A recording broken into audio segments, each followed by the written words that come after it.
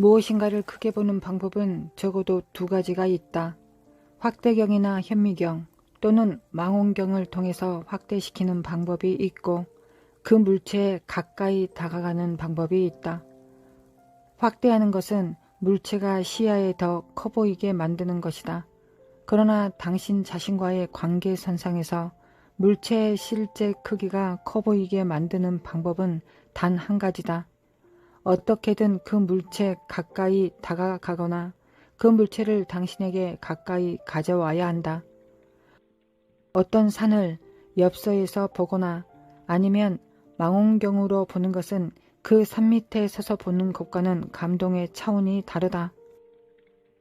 이것이 관점을 변화시키는 접근의 힘이다. 마이크들은 확대의 원칙과 접근의 원칙을 결합시킨 것이다. 나는 수십 년 동안 다양한 크기의 녹음실에서 일했다. 필연적으로 음향 녹음 장비와 기술에 대한 기본적인 원칙들을 좀 알게 되었다.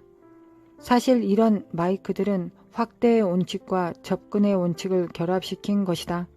마이크를 통해 들리는 모든 소리는 마이크에 연결되어 있는 장비들을 통해서 증폭되고 확장된다.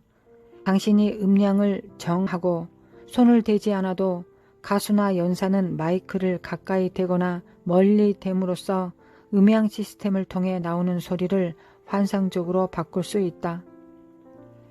찬양은 확대하는 것과 유사하다고 하겠다.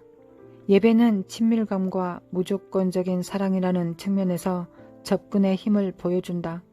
당신이 하나님을 확대하는 것과 그분께 근접하는 것을 연결시킨다면 하나님은 당신의 화면 전체를 가득 채우실 수 있다. 그러면 당신은 그분만을 보게 될 것이다.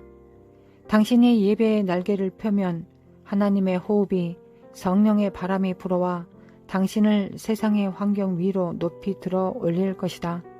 당신의 불완전한 찬양과 예배 가운데서도 당신은 놀라움을 금치 못하며 아버지 하나님을 바라보며 속삭일 수 있다.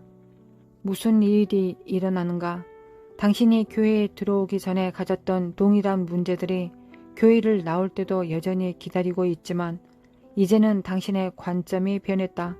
이제는 문제들이 작아져 보인다. 하지만 실제로 작아진 것은 아니다. 다만 주님이 더 커 보이기 때문에 그리고 실제로 더 크시기 때문에 문제들이 당신을 압도하는 힘을 상실하게 된 것이다. 모든 것이 위협적으로 보이지 않게 된 것은 당신이 아빠의 품에 안겨 있기 때문이다. 그 품에서 그분의 관점으로 세상을 보기 때문이다. 또한 당신은 아빠의 귀에 가까이 접근하게 된다. 그 자리에서 갖는 특별한 이점이 있다. 당신은 다른 사람들보다 기도 응답을 잘 받는 것 같은 사람들을 본 적이 있는가? 그럴 때면 하나님께서 사람들을 편애하신다는 의심이 들었을 것이다. 하지만 하나님은 그런 분이 아니시다고 했다. 그렇다면 그들이 옳은 기도를 해서 그런가? 그들이 옳은 말을 해서 그런가? 아니면 적당한 크기의 목소리로 적당한 용어를 사용해서 그런가?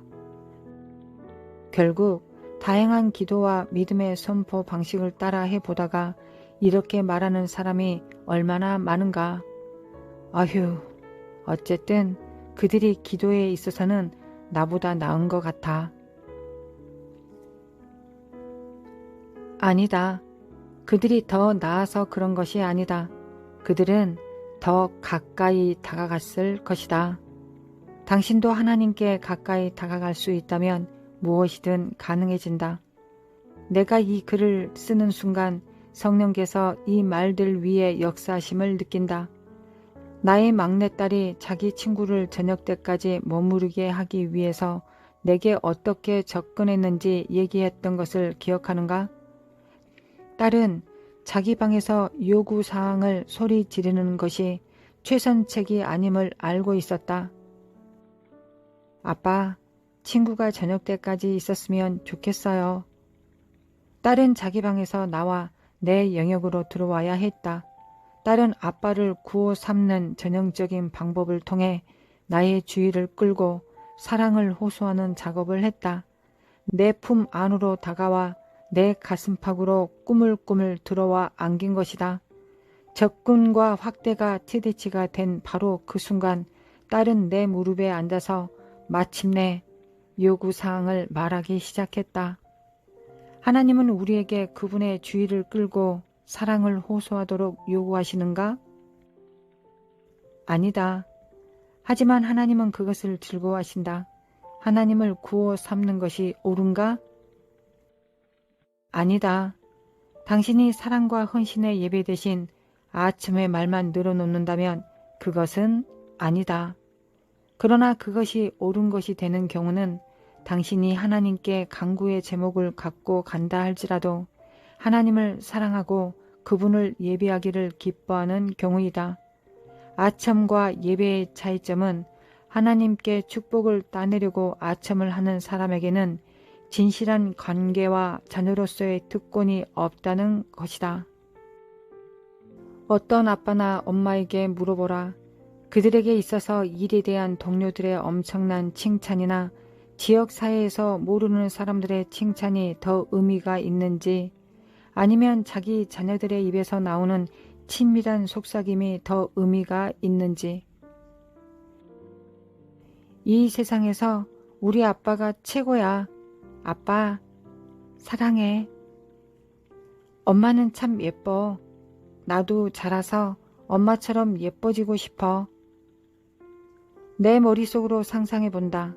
당신이 하나님과 함께 앉아서 영국식 고급 차를 즐기고 있는 장면을 상상한다.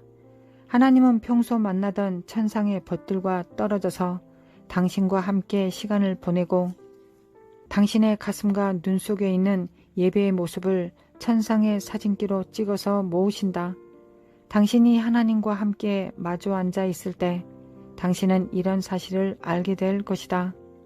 많은 사람이 하나님과 시간을 보내기 원하지만 그것은 그분의 명성과 능력 때문이고 자신의 미래를 바꾸고 축복받고 싶어서이다.